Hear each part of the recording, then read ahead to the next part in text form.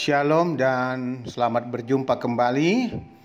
Lama kita tidak berjumpa karena beberapa waktu lamanya saya dalam pergumulan sakit, dan puji syukur kepada Tuhan karena kasih pertolongannya. Tuhan sudah memberkati dan memberikan pemulihan dan kesembuhan sehingga saya boleh kembali lagi untuk mengangkat tugas pelayanan di tengah-tengah jemaat, khususnya jemaat Rama. Hari ini kita akan bersama-sama merenungkan firman Tuhan melalui renungan harian Selasa 27 April 2021. Bacaan kita hari ini dari 1 Tawarik pasal 11 ayat 1 sampai 9. Sebelum kita membaca bagian firman Tuhan, marilah kita berdoa. Ya Tuhan, pemilik hidup dan kehidupan kami, kami bersyukur bisa menikmati kehidupan sampai saat ini karena anugerah dan kasih-Mu. Terpujilah Engkau Tuhan. Dan kami mau memaknai kehidupan ini juga dengan selalu melakukan apa yang baik dan berkenan di mata Tuhan. Firman-Mu akan menuntun kehidupan kami. Secara khusus hari ini, bimbing kami dengan Roh Kudus untuk memahaminya, agar kami mengerti, menghayati, dan dimampukan untuk melakukannya. Tuhan, berbicaralah kepada kami. Kami umat-Mu telah sedia mendengar. Di dalam Yesus Kristus, firman yang hidup, kami berdoa. Amin. 1 Tawarik pasal 11 ayat 1 sampai 9. Daud menjadi raja atas Israel. Lalu berkumpullah seluruh Israel kepada Daud di Hebron dan berkata, "Ketahuilah, kami ini darah daging-Mu.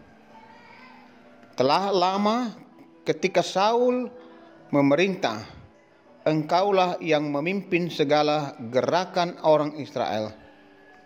Dan Tuhan Allah-Mu telah berfirman kepadamu, Engkaulah yang harus menggembalakan umat-Ku Israel. Dan Engkaulah yang menjadi raja atas umat-Ku Israel. Maka datanglah semua tua-tua Israel menghadap raja di Hebron.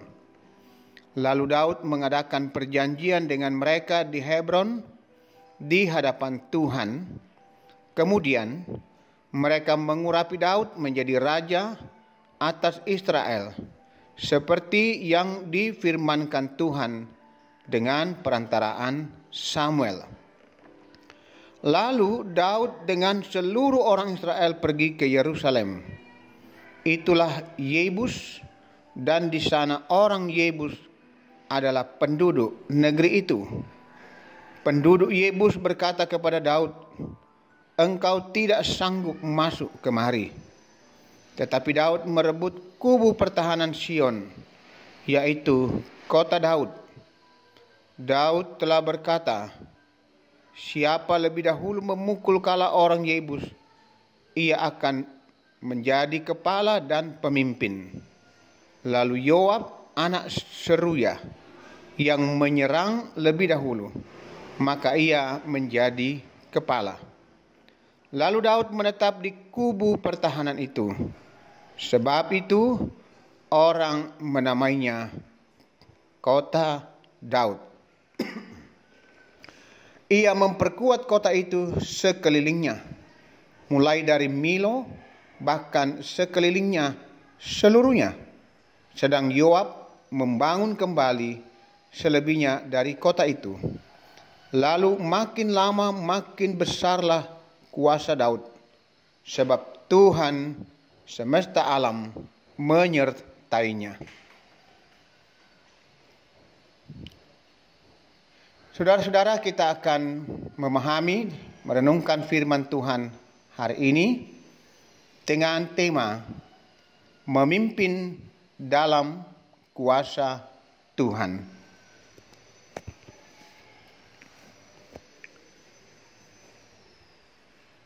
Saudara-saudara yang dikasihi dan diberkati Tuhan Yesus Kristus, terpilih dan dipercaya serta diberi tanggung jawab untuk menjadi seorang pemimpin bukanlah hal yang mudah, karena seluruh resiko dan mandat kepemimpinan ada dalam tanggung jawabnya. Banyak pemimpin yang sukses dan dicintai oleh orang yang dipimpinnya, apakah itu dalam konteks berbangsa dan bernegara, dalam konteks bermasyarakat, ataupun dalam gereja atau jemaat. Tetapi banyak juga orang yang telah dipilih dan dipercaya untuk menjadi pemimpin, tetapi kemudian jatuh atau gagal dan tidak disukai atau tidak dicintai oleh orang yang dipimpinnya. Sangat tergantung dengan kemampuan dan karakter cara orang itu memimpin. Jika seorang pemimpin mengandalkan kekuatannya sendiri, maka satu saat dia akan jatuh dalam ketidakberdayaannya. Lalu, bagaimana bersikap seperti seorang pemimpin? Untuk mengisi kekosongan tahta kerajaan Israel, maka berkumpullah orang Israel lalu memutuskan dan memilih Daud sebagai raja Israel. Orang-orang Israel memilih dan menentukan Daud sebagai raja karena di mata seluruh rakyat Israel keberanian Daud sangat nampak. Lebih dari itu, orang Israel juga menghayati bahwa firman Tuhan telah menetapkan Daud untuk menjadi penggembala umat Israel. Dalam kepemimpinannya, Daud banyak mengalami kemenangan, termasuk ketika ibu kota kerajaan dipindahkan dari Hebron ke Yerusalem setelah 7 tahun 6 bulan memerintah di sana. Bandingkan 2 Samuel pasal 5 ayat 4. Dalam kepemimpinan Daud, kerajaan makin meluas sebagai tanda bahwa dalam pemerintahannya Daud mengandalkan kuasa Tuhan. Ayat 9. Daud tidak pernah memaksa dirinya untuk menjadi raja, tetapi rakyat memilihnya karena pada dirinya rakyat potensi yang sangat besar untuk memimpin Israel. Rakyat melihat potensi itu, kemampuan itu ada dalam diri Daud. Saudara-saudara yang dikasihi dan diberkati Tuhan Yesus, melalui kisah Daud ini kita diingatkan bahwa dalam mengandalkan kuasa Tuhan berarti kita akan meraih dan mengalami kemenangan atau keberhasilan. Sedangkan mengandalkan kuasa diri dan manusia berarti kita akan mengalami kegagalan, bahkan kehancuran. Itulah sebabnya Daud mengalahkan musuh-musuhnya, karena musuh-musuhnya mengandalkan kekuatan dirinya sendiri, seperti orang-orang Yebus. Karena itu tetaplah percaya bahwa setiap kita yang memimpin dalam kuasa Tuhan, baik itu dalam kehidupan berbangsa, bernegara, dalam bermasyarakat, pun juga dalam gereja atau dalam jemaat, dalam konteks pelayanan, kita sungguh-sungguh mengandalkan Tuhan agar kita boleh memperoleh kemenangan atau keberhasilan. Karena hanya Tuhan yang akan memberkati kita dalam kuasa-Nya. Tuhan menolong dan memberkati kita. Amin. Saudara-saudara jemaat yang kekasih dan diberkati Tuhan Yesus, marilah kita tenang dan kita menaikkan doa syafaat. Mari kita berdoa. Ya Tuhan,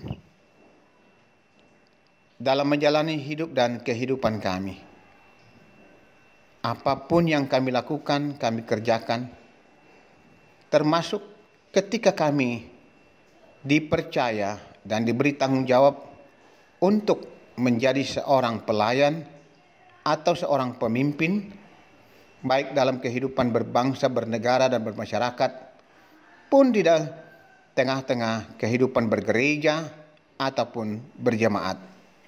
Ketika kami sungguh-sungguh bersandar, mengandalkan kuasa dan hikmat dari Tuhan, maka kami akan berhasil. Kami akan dicintai oleh orang-orang yang kami layani atau kami pimpin.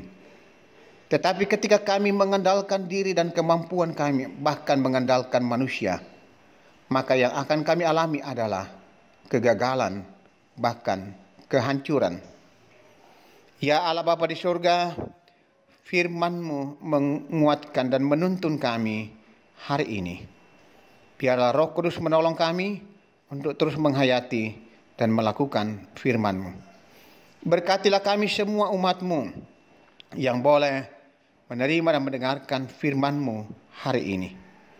Bapa Surgawi, dalam tangan kuasa kasih-Mu, kami senantiasa membawa seluruh hidup dan kehidupan kami. Kami terus berdoa untuk persekutuan kami, jemaat Tuhan, jemaat Rama. Tuhan hadir terus menuntun, membimbing, dan memberkati umat-Mu, agar jemaat-Mu terus hidup dalam kesetiaan, ketaatan, dan melakukan apa yang baik, benar, dan berkenan di mata Tuhan.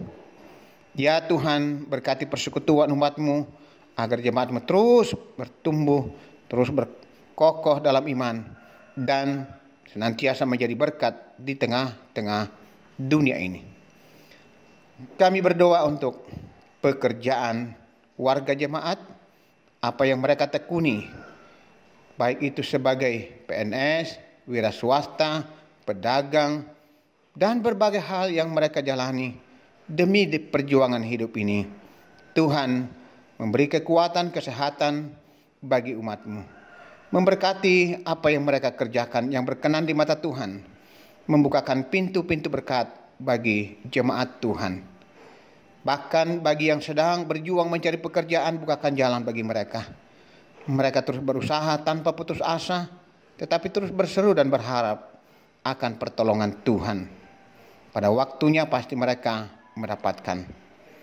Anak-anak kami dalam menuntut ilmu, di bangku sekolah, di bangku kuliah, berkati agar mereka juga sukses dalam menjalani masa pertumbuhan. Bimbing dan tuntun mereka Tuhan. Ya Bapa Surgawi, bahkan juga anak-anak-Mu yang sedang mencari pasangan hidup, Tuhan tuntun mereka, yakin bahwa Tuhan selalu menyediakan yang terbaik, sehingga mereka tetap setia hanya kepada Yesus sebagai Tuhan dan Juru Selamatnya. Ya Allah Bapa Surgawi, kami juga berdoa untuk orang tua kami, para lansia. Tuhan tetap menopang mereka, menguatkan mereka. Engkau harapan kekuatan mereka menjalani kehidupan di usia yang semakin bertambah. Ya Allah Tuhan pemilik hidup kami. Kami juga berdoa untuk jemaat yang boleh mengucap syukur karena menikmati kasih, kebaikan, dan segala berkat Tuhan. Baik itu yang sembuh dari sakit, lulus ujian, naik pangkat, dan pekerjaan mereka boleh berhasil. Dikarunia anak, cucu, dan berbagai hal yang mereka boleh nikmati. Tuhan, Engkau memberkati Sempurnakan syukur dan sukacita mereka dalam menikmati pertambahan usia, juga yang mensyukuri ulang tahun perkawinan.